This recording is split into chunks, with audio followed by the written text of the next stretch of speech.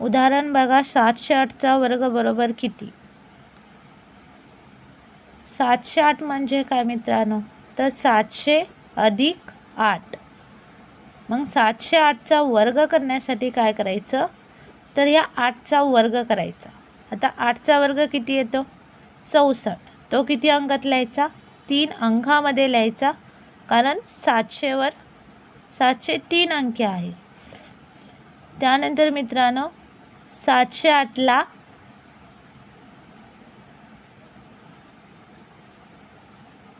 708 मध्ये 8 मिळवायचे आहे. 708 आणि 8 716.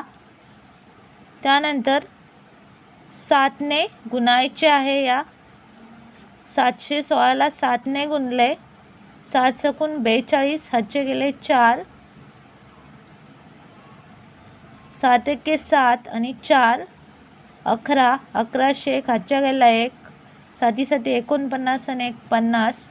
त्यानंतर हे शून्य आहे ते 50 12मध्ये मिळवायचे आहे. शून्य मिळवले तर 50 12च येईल आणि हे 64 आहे असं लिहून घ्यायचं.